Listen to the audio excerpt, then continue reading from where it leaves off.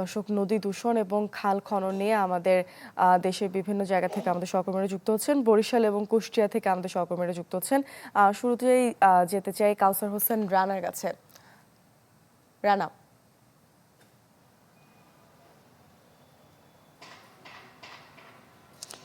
মূর্ছনা, ধান নদী খালের বরিশাল বলা হলেও একসময় বরিশাল শহরে 42টি খাল থাকলেও সেই খালগুলো আস্তে আস্তে এখন বলা যায় বিলীন হয়ে গেছে। এখন হাতে গোনা 8-10টি খাল রয়েছে, তার অবস্থাও এখন দখল, দূষণ, নানা কারণে কিন্তু এগুলো জীবন প্রাণ এখন বিলুপ্তির পথে।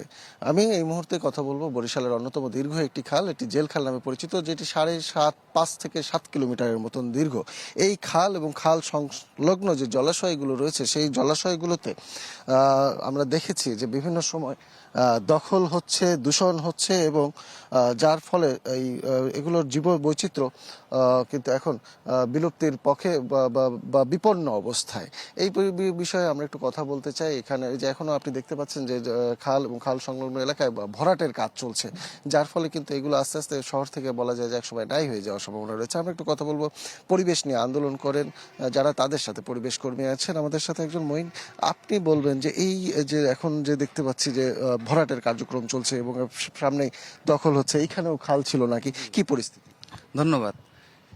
নতুল্লাবাদ 28 নম্বর ওয়ার্ড বরিশালে এই জেল সংলগ্ন খাল এবং এই দিঘি, এটা 200 বছরের ঐতিহ্যবাহী দিঘি এবং খাল একসাথেই ছিল। এই দিঘিটা আমাদের নতুল্লাবাদ যে বাস টার্মিনাল সংলগ্ন যে বড় বড় আগুন যে আমাদের বিগত দিনে হয়েছে, সমস্যা হয়েছে, এই দিঘির মাধ্যমে আমরা এটার সমাধান করতে সম্ভব হয়েছে। এবং এই দিঘি থেকে আমাদের যে ছোটবেলায় যে পানির যে প্রবাহ, যে জলাবদ্ধতা বরিশালের নতুল্লাবাদের, এই দিঘিটাই হচ্ছে মূল প্রাণকেন্দ্র। কিন্তু আমাদের দুর্ভাগ্যের বিষয় হইতেছে এই দিঘিটা বর্তমানে ভূমিদস্যুদের কুচক্রী মহলের আওতায় পড়ে গেছে। এবং এই দিঘিটা আমরা জেলা প্রশাসক বরাবর এবং সংশ্লিষ্ট যত সিটি কর্পোরেশনে সংশ্লিষ্ট সকল বরাবর চিঠি দিলেও দীর্ঘদিন এটা বন্ধ ছিল। কিন্তু এইটা আমি অজানা কারণে আমরা জানি না, এটা আবার মহোৎসবে এটা ভরাটে লিপ্ত হয়েছে। এবং আমাদের বিষয় ছিল যে এই দিঘিটা যদি ভরাট হয়ে যায়, জলাবদ্ধতা এবং অগ্নিনির্বাপকের কারণে বরিশালে এমন কোনো নাই যে এইটার আমাদের যে সুবিধাটা নেওয়ার জন্য এবং পরিবেশগত যে আছে জীববৈচিত্র্য, এখানে শীতে বিভিন্ন পরিযায়ী পাখি এখানে আসে এবং বসে। আমরা ডিসিকে বরাবর এইটাই বলছি যে স্যার দেখেন, এইটা এখানে আপনার সংশ্লিষ্টতা আছে এবং সিটি কর্পোরেশনের সংশ্লিষ্টতা আছে খতিয়ানে।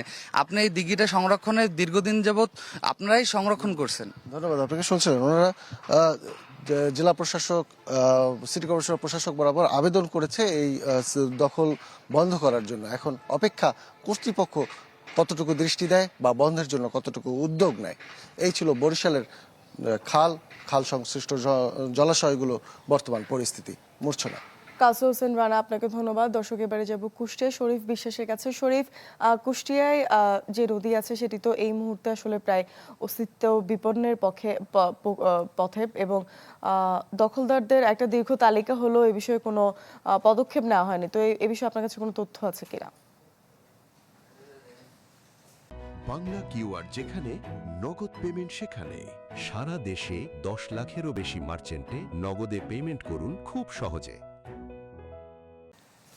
হ্যাঁ, মূর্ছনা আসলে যথার্থই বলেছেন। আসলে কুষ্টিয়ার যে কালীগঙ্গা, কেউ বলেন কালী নদী, কেউ বলেন কালীগঙ্গা, সেই কালীগঙ্গা কিন্তু অস্তিত্ব সংকটে, এখন দখল দূষণে কিন্তু সেই অস্তিত্ব প্রায় বিলীনের পথে।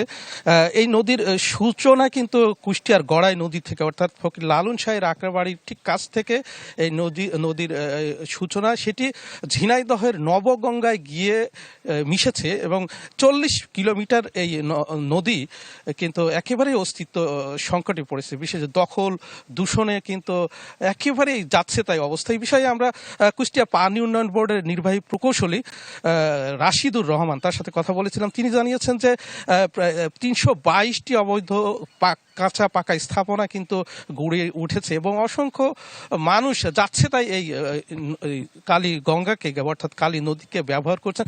এ বিষয়ে তারা সংশ্লিষ্ট মন্ত্রণালয়ে কিন্তু তারা সুপারিশ পাঠিয়েছে দখল দূষণ থেকে উদ্ধারে এবং খাল খনন এবং নদীটি যাতে স্বাভাবিকভাবে চ্যানেলটি স্বাভাবিক অর্থাৎ প্রাণ ফিরে পায়, সেই বিষয়েও কিন্তু তিনি উদ্যোগ গ্রহণ করেছেন। এখন সেটি দেখার বিষয়। আমরা একটু কথা কথা বলার চেষ্টা করবো মূর্ছনা। আমি এখন রয়েছে কুষ্টিয়ার ঠিক ফকির লালন শাহের আক্রাবাড়ির সামনে। এটা বিশাল যে এই মাঠটি দেখছেন, এটি ফকির লালন শাহের যে লালন মঞ্চ, এই লালন মঞ্চের এইখানে কিন্তু ফকির লালন শাহ এই কালিগঙ্গা হয়েই কিন্তু এখানে তার আগমন ঘটেছিল। একজন ফকির লালন শাহের একজন অনুসারী বা ভক্ত।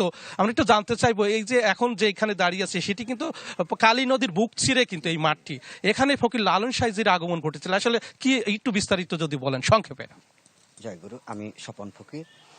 এখানে যে মাঠে আমরা দাঁড়িয়ে আছি, আজ থেকে প্রায় 26-27 বছর হয়ে মাঠটাকে ভরাট করা হয়েছে। এটাও নদী ছিল।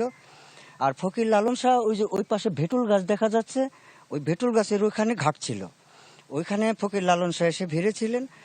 বাবা মৌলানা মলম শাহ এবং মা মতিজান ওনারা কুড়িয়ে পান, তারপরে সেবা শুশ্রূষা করে লালন শাহকে গড়ে তোলেন। আর এর পরবর্তীতে এই মাঠে ভরাট করা হয়েছে। নদীর দেখতেছেন যে অবস্থা, এখানে ইজারা নিয়ে বিভিন্ন মাছটা ছাড়া বা অন্যান্য ভাবে এগুলাই হচ্ছে।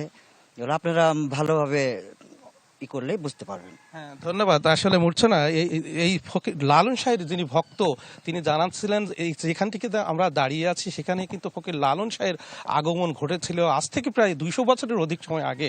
আজকে এই জায়গাটি কিন্তু ভরাট করা হয়েছে, এখানে লালন মঞ্চ তৈরি করা হয়েছে, একেবারে নদীটাকে গিলে ফেলা হয়েছে। আসলে তাদের যে দাবি, সব মিলিয়ে সবাই যারা ভুক্তভোগী থেকে শুরু করে সাধারণ মানুষ, বিশেষ করে যারা এই নদী নিয়ে গবেষণা করেন, তাদের প্রত্যাশা এই নদীটিকে অর্থাৎ কালী গঙ্গাটিকে আসলে পুনরুদ্ধার করা যায় সেই বিষয়ে আর কি তারা সুনির্দিষ্ট নীতিমালা বা একটা সিদ্ধান্ত কিন্তু তারা দেখতে চান।